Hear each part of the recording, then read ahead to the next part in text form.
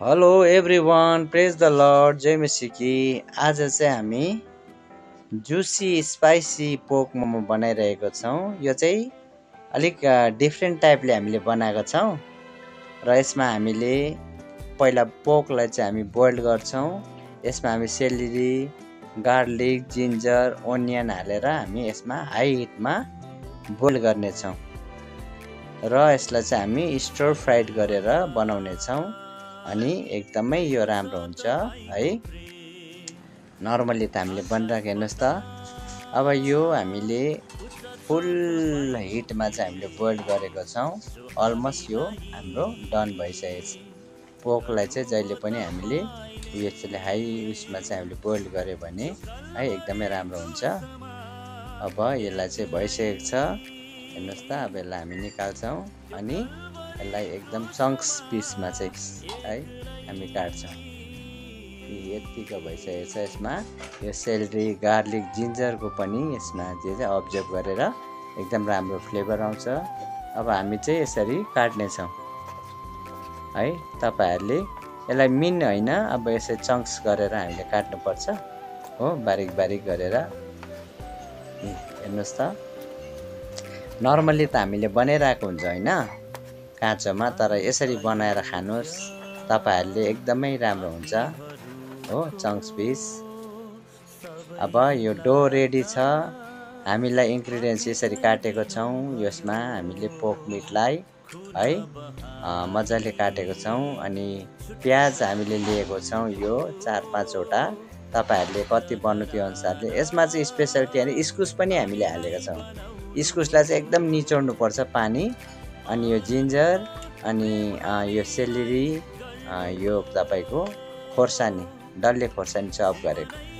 First हामी यसमा अब कडाईमा चाहिँ हामीले यसलाई भुन्नेछौँ मजाले है, जसको चाहिँ कारणले गर्दा यसको फ्याट हुन्छ नि यो चाहिँ पिग्लिन्छ। अनि यसमा हामी जिन्जर पनि हाल्नेछौँ। जिन्जर हालेर मजाले यसलाई चाहिँ अब मिक्स गरिकन चाहिँ तपाईँहरूले यसरी गऱ्यो भने एकदमै मिठो हुन्छ होइन। हेर्नुहोस् त, हामीले चाहिँ यसलाई चाहिँ स्टर फ्राइड गरेर बनाउने भइसक्यो। अब हामी यसमा हाल्नेछौँ यो इस्कुस है।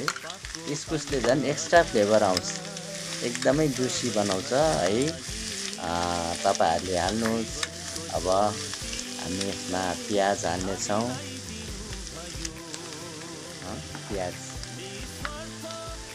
यसलाई चाहिँ अलिकति लतक गरेर चाहिँ हामीले के भन्छ स्टर फ्राइड गऱ्यो भने चाहिँ एकदमै दामी हुन्छ यसलाई है। अब हामी यसमा जति पनि मसलाहरू छ होइन, मसला त के तपाईँहरू थाहै छ है। जिन्जर हामीले हालिसकेको छौँ। यसमा अब नुनहरू भयो है, ब्ल्याक पेपर पनि हामी हाल्छौँ यसमा। हेर्नुहोस् त, अब यसमा अलिकति मिर्ची हाल्नेछौँ स्वादको लागि। अनि यसमा ब्ल्याक पेपर, कालो मरिच, यसले पनि एकदम राम्रो फ्लेभर दिन्छ। अनि यो सेलेरीको चप गरेको छौँ, यसले पनि एक्स्ट्रा फ्लेभर दिन्छ। अनि यो चाहिँ डल्ले खोर्सानी है, डल्ले खोर्सानी चाहिँ स्पाइसी हामीले बनाएको छौँ। यो चाहिँ अब 3-4वटा डल्ले खोर्सानी चाहिँ हामीले चप गरेको छौँ। अनि नुन चाहिँ स्वादअनुसारले तपाईँहरूले हाल्नुहोस् है। हालिकन चाहिँ मजाले यसलाई चाहिँ हामीले के गर्नुपर्छ, मिक्स गर्नुपर्छ। अलमोस्ट अब हाम्रो यो मिजा चाहिँ रेडी भइसकेको छ। हेर्नुहोस् त, कति दामी भएको छ यसले। हेर्नुहोस् त, हेर्दा नै जोसी छ है। अब यो हाम्रो मिजा चाहिँ रेडी भइसकेको छ। अब हामी यसमा के गर्छौँ, स्टफिङ गर्छौँ। स्टफिङ गर्छौँ। तपाईँहरूलाई मोमो बनाउनु त आइहाल्छ होइन, नर्मली यसरी नै हामी यो यसरी बनाउने छौँ। अनि हेर्नुहोस् त, अब यसलाई चाहिँ हामी फेरि स्टिम गरेर है 15 मिनट जस्तो चाहिँ हामी पकाउँछौँ।